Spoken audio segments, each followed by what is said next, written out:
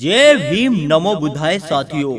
दोस्तों, आज हम आप लोगों को बताने वाले हैं कि यह ऊंची जाति के राजवंशी और क्षत्रिय जाति के लोग चमार जाति पर अत्याचार क्यों करते आ रहे हैं। और दोस्तों, जबकि सच्चाई यह है कि चमार जाति क्षत्रिय वंश की एक ऊंची जाति है। तो चलिए दोस्तों, जान लेते हैं आज की अपनी इस वीडियो में इसके पीछे की कहानी के बारे में। दोस्तों, हजारों वर्षों पहले एशिया महाद्वीप में एक राजवंश हुआ करता था, जिसको हम राजवंशी या सूर्यवंशी क्षत्रिय कहा करते थे। इसी वंश से सब घबराते थे।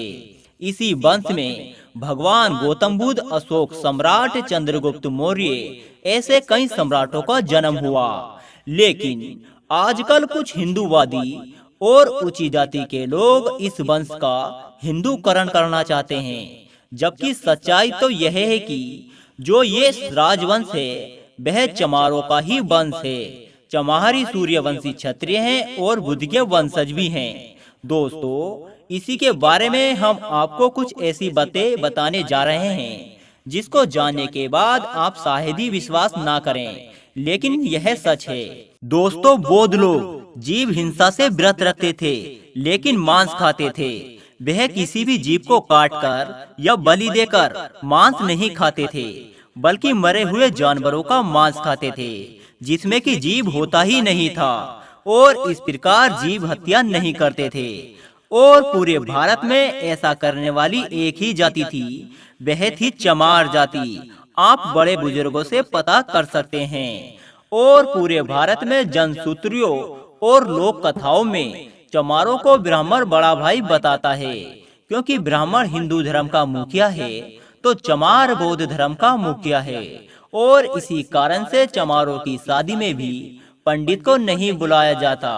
और दोस्तों, रामायण और कुमरल भट्ट की किताबों में बुद्ध को शूद्र लिखा गया है, और असलियत में भी चमार को मुख्य शूद्र माना है, और कोई दूसरी जातियां कभी भी सामने नहीं आई। और समस्त जातियों में केवल चमार ही जाति ऐसी है जो कि गरीब होने के बावजूद भी अपनी शान और शौकत पर मर मिटती है। और इस जाति में आज भी राजशाही गुण झलकते हैं।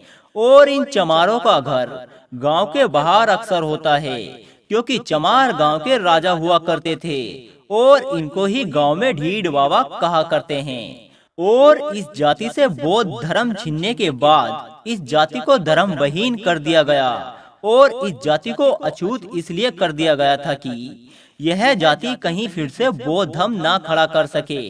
और चमारों की शिक्षा पर रोक इसलिए लगा दी थी कि चमार अनपढ़ रहेगा तो अछूत समझेगा, और कभी भी यह नहीं जान सकेगा कि चमार एक राजशाही खून है। इसलिए चमारों की शिक्षा पर रोक लगा दी गई थी। और दोस्तों, चमार खुद को चमार कहलाना इसलिए नहीं पसंद करता क्योंकि चमार इनका नाम ही नहीं है।